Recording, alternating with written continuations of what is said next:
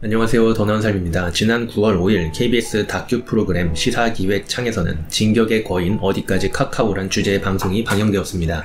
카카오와 네이버 같은 플랫폼 기업의 사업 확장을 무제한적으로 허용할 수 있는가와 더불어 아무리 혁신을 이야기한다고 하지만 그동안 정부가 너무 과도한 특혜를 주는 것이 아니냐는 이야기였습니다.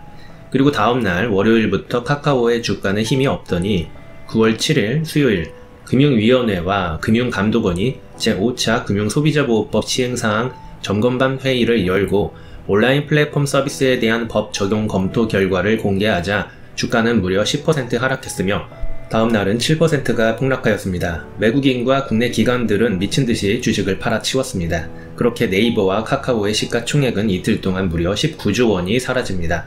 논란의 중심은 아무래도 네이버보단 카카오인데 카카오를 중심으로 살펴보겠습니다. 계열사가 무려 158개라고 하는 카카오, 과연 어떤 사업들을 영위할까요? 카카오의 사업은 크게 제조 서비스업과 금융업으로 나누어 볼 수 있습니다. 금융업은 얼마 전 상장했던 카카오뱅크이고 제조 서비스업은 다시 플랫폼 부분과 콘텐츠 부분으로 두 개로 나눠서 생각해 볼 수 있습니다. 콘텐츠 부분 사업은 크게 게임, 뮤직, 스토리, 미디어로 구분되는데요. 게임은 파트너와 제휴를 통해 게임 콘텐츠에서 나오는 아이템 매출을 수익 쉐어하고 있으며 최근에는 직접 개발한 게임을 출시하기도 하였죠. 뮤직은 국내 1위 음악 플랫폼인 멜론을 통해 음악 콘텐츠 이용권을 판매 중에 있습니다. 카카오 스토리는 웹툰, 웹소설 등의 유료 콘텐츠 플랫폼이며 그 외 미디어 부문은 영상 콘텐츠 기획, 제작 및 연예인 관리업을 하고 있습니다. 플랫폼 부분 사업은 톡비즈, 포털비즈, 플랫폼 기타로 구분됩니다. 톡비즈는 카카오톡 상에 광고 노출을 해주면서 받는 광고 수익 모델과 선물하기, 톡스토어, 쇼핑 라이브, 메이커스 등 쇼핑 기능을 카카오톡에 연결하여 일종의 인터넷 쇼핑몰처럼 수익을 내는 모델이 있습니다. 포털 비즈는 과거 다음 포털의 기능으로 검색 광고, 디스플레이 광고를 통해 수익을 냅니다. 그리고 마지막 플랫폼 기타가 핵심인데요. 카카오 모빌리티에서는 카카오 T 앱을 통해 택시, 주차, 바이크 등 편리한 이동을 위한 서비스를 제공하면서 플랫폼 수수료 수익을 취하고 있으며 카카오페이는 결제, 송금, 청구서, 멤버십 등 확보된 금융 트래픽을 기반으로 투자 서비스, 보험, 펀드 등을 판매하며 수수료 수익을 얻고 있는데요. 다양한 비즈니스 중 최근 주가 하락과 연결되어 있는 부분은 바로 카카오페이입니다. 확보된 금융 트래픽을 기반으로 투자 서비스, 보험, 펀드 등 판매를 확대가 바로 이번 충격의 진원지입니다. 카카오의 자회사인 카카오페이의 사업인데 일단 중국의 알리페이가 43.9%의 지분을 차지하고 있습니다. 그렇다면 어떤 규제였을까요? 네이버와 카카오는 금융시장의 돈 냄새를 일찍이 맡고 금융시장 진출을 위한 준비를 해왔습니다. 이들 플랫폼 사업자가 노릴 수 있는 대표적인 분야가 바로 첫 번째가 결제, 두 번째가 금융상품 판매 분야였는데요. 결제 분야는 그동안 카드사가 과점시장을 미루고 꿀 빨면서 수익을 빨아먹던 분야였습니다. 딱히 서비스를 더 좋게 개발할 것도 없으니 영업과 마케팅으로 고객 확보만 하는 게 전부인 비즈니스였습니다. 이 카드를 쓰면 뭔가 힙하다는 느낌을 심어주고 제휴 업체 할인을 제공해주고 영업사원들에게 카드 하나 만들 때마다 수십만 원을 챙겨주고 은행들은 대출 및 예금 고객에게 계열사 카드를 반강제적으로 만들게 하고 은행 직원들에게 지인들 털어서 카드 몇 개 만들어 오라는 식으로 최대한 카드 사용자를 늘리기 위한 노력이 전부였습니다. 일단 지갑에 카드만 있다면 결제는 하게 되고 그게 다 카드사의 수입이니 말이죠. 카카오나 네이버 입장에서는 이런 노력이 필요가 없었습니다. 카드를 만들라고 권유하지 않아도 누구나 매일 카카오톡과 네이버를 사용합니다. 핀테크를 이용해 결제 모듈만 탑재하면 마케팅 비용 없이 카드사가 누리는 개꿀을 빨 수 있습니다. 그렇게 카카오페이, 네이버페이는 성공적으로 자리매김합니다. 두 번째인 금융상품 판매 분야는 쉽게 말해 은행 창구라고 생각하면 됩니다. 은행의 주요 기능은 예금과 대출입니다. 하지만 요즘같이 저금리 상황, 인건비가 높아진 상황 속에서 은행은 이런 예대마진만으로는 먹고 살기 힘듭니다. 그러니 각종 금융상품, 보험을 중개하면서 수수료를 챙겨 먹습니다. 은행원들이야 각종 금융상품과 보험에 대한 기본적인 지식은 갖고 있습니다. 그러니 창구에 고객이 올 때마다 하나씩 권유합니다.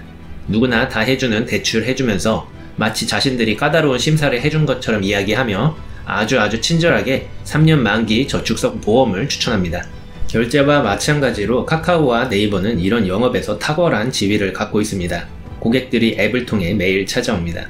카카오페이, 네이버페이의 성공적 안착 이후 이제는 은행과 연결하기 기능을 통해 내 현재 자산을 실시간으로 보여줍니다.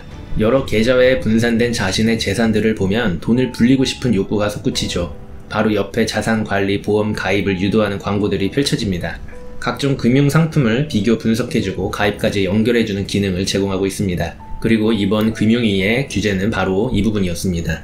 인터넷 플랫폼 기업이 금융상품 판매와 관련된 은행 창구로서의 기능을 하게 되면 금융소비자 보호가 제대로 이루어지지 않는다는 것이 결론이었죠.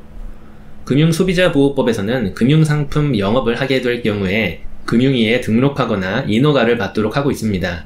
여기서 말하는 금융상품은 보험, 펀드와 같은 것들을 말하며 영업이란 금융상품 판매자로서 고객과 직접 계약 체결을 하거나 계약을 대리 또는 중개하거나 금융상품에 관한 자문을 하는 경우를 의미합니다.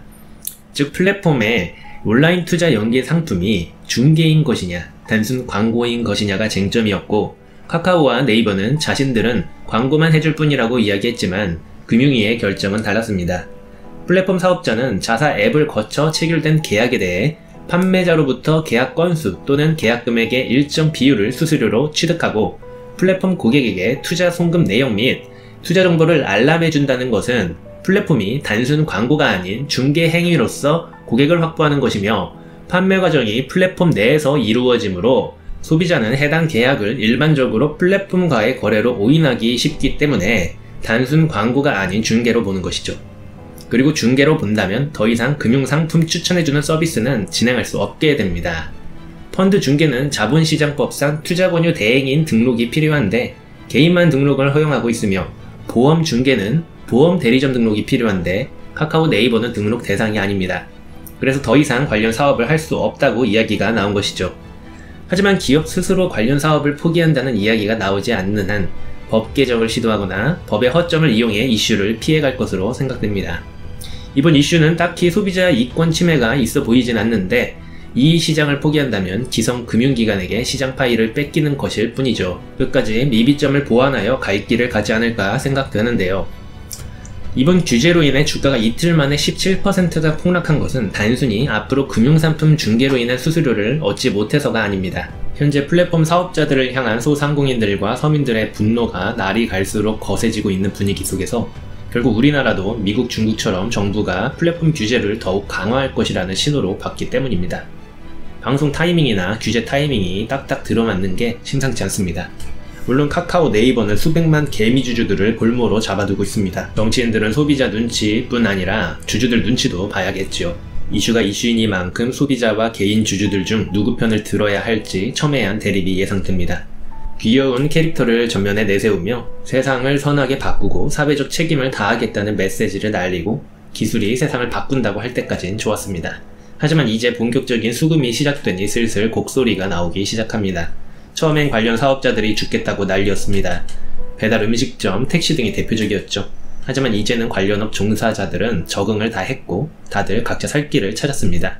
그리고 슬슬 소비자에게 불만이 옮겨가고 있습니다. 이유는 간단합니다. 가격이 오르는 게 느껴졌기 때문이겠죠.